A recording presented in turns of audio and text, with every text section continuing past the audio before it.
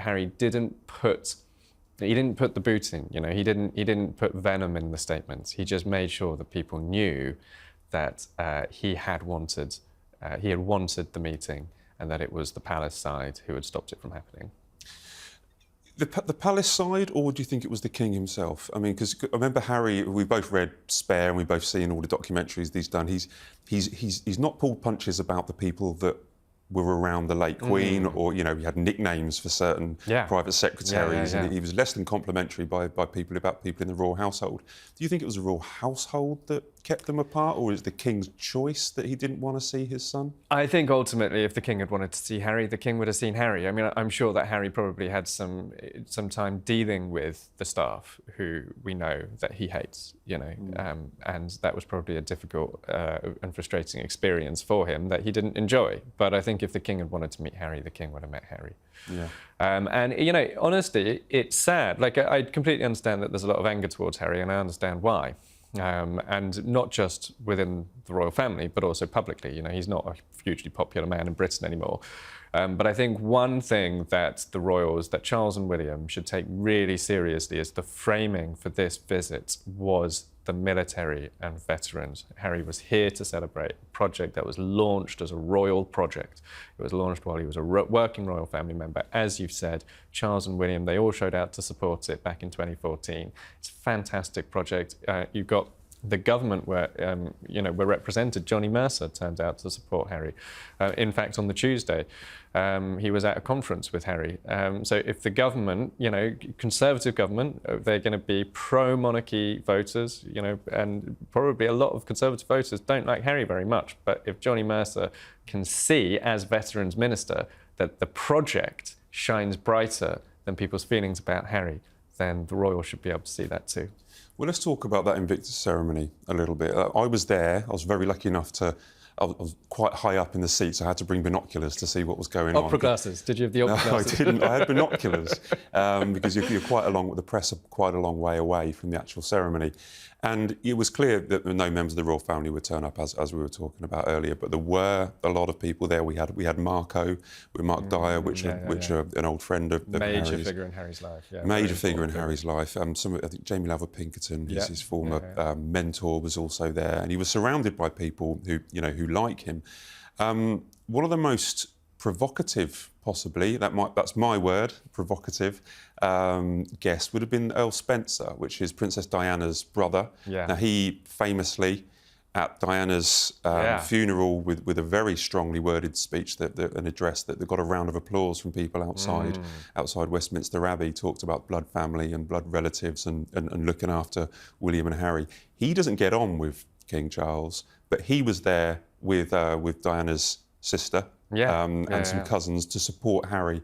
What do you make of that, as in a kind of PR opportunity, but also to show family relations? What do you make of that show of support from Diana's family? Yeah, it reignites the framing that existed in the 1990s, which is basically, so you mentioned Charles Spencer's speech at Diana's funeral. He said, we, Diana's blood family, will raise these two boys up so that they are not caged by duty, but can be free to become the well-rounded people you wanted them to be. It was an incredibly powerful moment, but it was also, all the royals were sat there, including the Queen, listening to him say this, and it was a very explicit attack on them.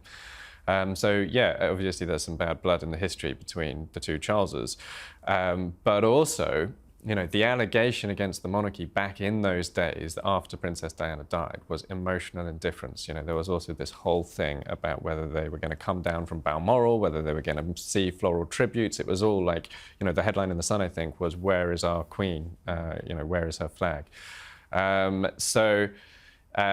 What Harry's done here, what Harry's been able to do is, the Spencers turned out to show him love and warmth and to show him respect for this project at his big moment. It's a big thing to have your project recognised at St Paul's Cathedral with a service of thanksgiving with all these people in attendance, Damian Lewis reading a poem, a brilliant actor. And the Spencers were there and Charles wasn't and William wasn't. And it's back to that framing of the royals are emotionally indifferent and the warmth comes from Diana's side of the family. And so, you know, a lot. This is the strange thing about Harry, is that he has done some things that have made people very angry with him, throwing hand grenades at his family, criticising people, spilling royal secrets in his book. But the better he behaves, the more the criticism shifts off him and it risks passing on to the royals. So when he actually behaves himself and does things the way he's supposed to do them, doesn't criticise people and doesn't throw hand grenades, certain underlying tensions bubble to the surface, like often actually related to his military career and his war record. It was the same thing with whether he was going to wear his military uniform to support Queen Elizabeth II in the run-up to her funeral. And the monarchy started taking some serious criticism over the fact that he wasn't going to be allowed to. And back in those days, he did it right. He wasn't criticising anybody. He played the game. You know, he turned up with William and Kate to do the job in Windsor. And when he behaves himself, that is when the monarchy is actually at its most vulnerable.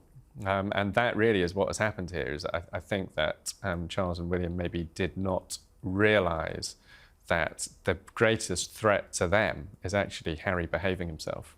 So we often look at this through, you know, a journalistic kind of media bubble, through our lens, and work out, you know, who maybe has won the PR war here. Yeah. But look, Charles's diary was busy.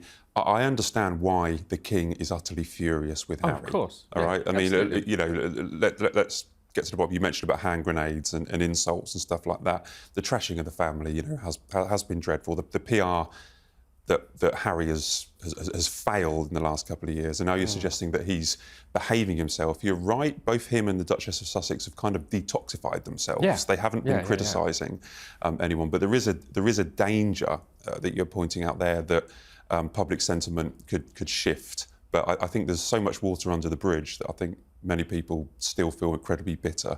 Towards Harry. Towards Harry, of course they do, absolutely, and they will for a long time. It'll be years before people forget.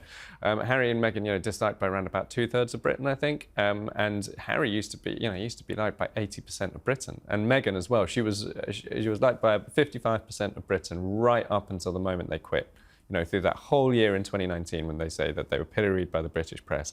The British public actually loved her. At the point that they announced their engagement, which was November 2017, Meghan was liked by 55% of Brits.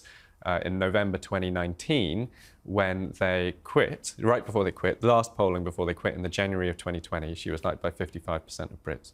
So they maintained their popularity through their whole royal career. The point at which it started to go downhill was first when they quit, then when they did Oprah.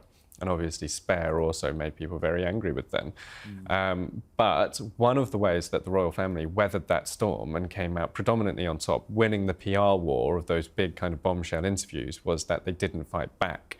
And it's very unseemly and uncomfortable for the public to watch a person repeatedly attack his own family in a context where they aren't fighting back. But the one thing that the royal should be slightly cautious of is if Harry now looks like he's the warm one and he's playing ball and he wants peace. The public overwhelmingly predominantly want to see peace reign. You know, they don't want the war to continue.